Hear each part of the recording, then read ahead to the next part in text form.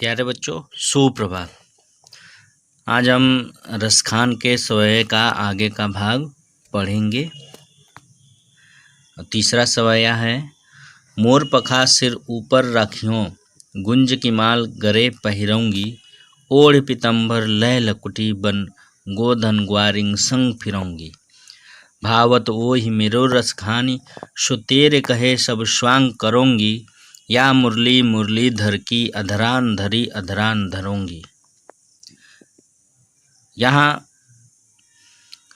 गोपियाँ अपने सखियों से वार्ता कर रही हैं और वह कर रही हैं कि हम श्री कृष्ण का जो भी रूप है वह धारण करना चाह रही हैं या धारण कर लेंगी। और इसी संदर्भ में वो कहती हैं कि जिस प्रकार श्री कृष्ण मोर का पंख अपने सिर पर रखते हैं मुकुट के रूप में, उसी प्रकार मोर पखा सिर ऊपर रखियो, हम भी मोर पंख को अपने सिर के ऊपर रखेंगी। गुंज की माल गरे पहिरऊंगी, और गुंज जो वैजयंती माला श्री कृष्ण धारण करते हैं उसे भी हम गले में पहनेंगी। ओढ़ पीतम्बर लय लकुटी बन, और जिस प्रकार श्री कृष्ण पीला अंबर यानी पीला वस्त्र धारण करते हैं, हम भी पीला वस्त्र ओढ़कर धारण कर और लाठी लेकर वन में गोधन यानी गाय रूपी धन गायों को लेकर ग्वारिन यानी ग्वालिन के संग जाएंगी गाय को चराने। यानी हम पीला वस्त्र जिस प्रकार श्री कृष्ण पहनते हैं, पीला वस्त्र धारण कर लाठी लेकर और गायों को हम ग्वारिन के संग वनों में जाएंगी। भावत ओहि मेरो रसखान, सो तेरे कहे सब स्वांग करूंगी। रसखान जी यहाँ कह रहे हैं, गोपियाँ जो एक दूसरे से बातें कर रही हैं, वो कहती हैं कि हे सखी, तुमको जो भी श्री कृष्ण का रूप भाता है वो तुम बताओ, हम वही स्वांग वही रूप हम श्री कृष्ण का धारण कर लेंगी या वैसे ही हम बन जाएंगी। लेकिन मतलब जो मुरली है और मुरलीधर की है, यानी श्री कृष्ण की जो मुरली है बांसुरी है, उसे हम अपने होठों से धारण नहीं करेंगी, जिसे श्री कृष्ण हमेशा अपने होठों पर धारण किए रहते हैं। कहने का मतलब यह है कि गोपियाँ यह कहना चाह रही हैं कि या गोपियों को मुरली से इतनी ईर्ष्या है कि वो मुरली को अपनी सौतन समझ रही हैं कि इसी मुरली के कारण श्री कृष्ण हमारे ऊपर ध्यान नहीं देते हैं या हमसे दूर रहते हैं, क्योंकि यह किसी अन्य चीज़ को तो वो एक पल के लिए छोड़ भी देते हैं, लेकिन अपनी मुरली को वो कभी भी छोड़ते नहीं, हमेशा अपने होठों से लगाए रहते हैं। अतः उन गोपियों को मुरली से काफ़ी ईर्ष्या हो गई है और वो सभी रूप श्री कृष्ण का धारण कर सकती हैं, लेकिन वो मुरली को कभी धारण करना नहीं चाहती। इसलिए वो कहती हैं कि वो मुरलीधर की जो मुरली है उसे हम कभी भी धारण नहीं करेंगी अपने होठों पर।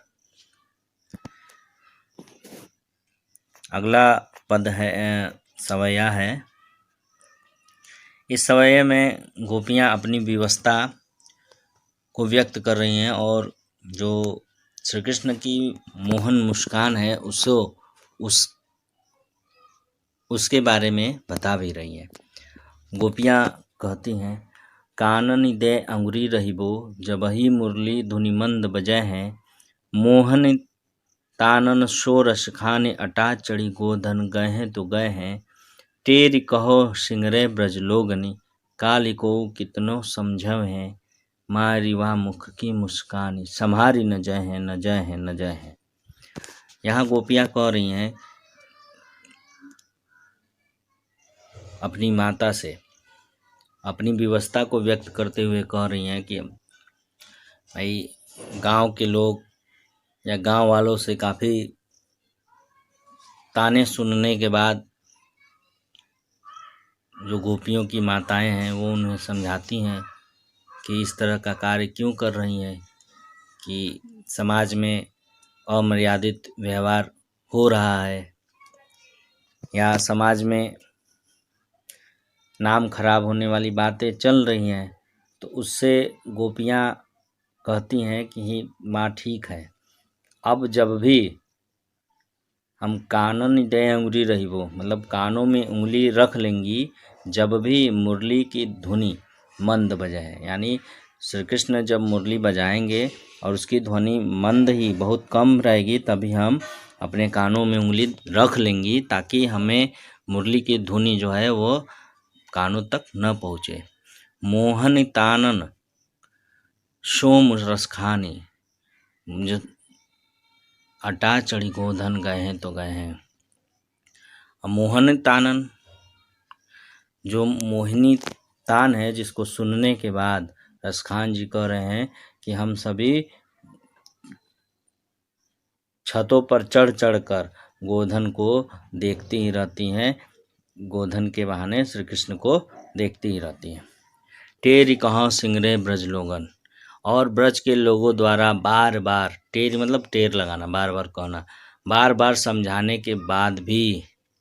बार बार कहने के बाद भी काल को कितनों समझे,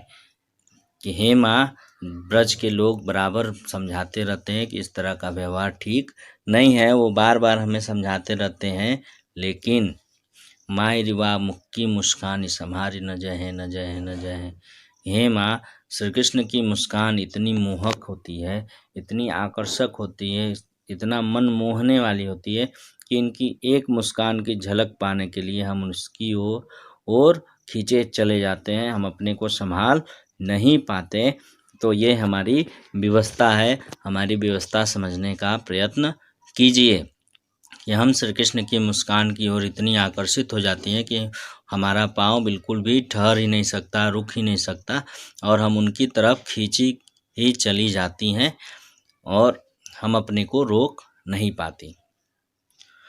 तो ये रसखान के समय यहाँ पर समाप्त हो गए। अब अभ्यास प्रश्न पर चर्चा अगले वीडियो में होगी। तब तक के लिए धन्यवाद।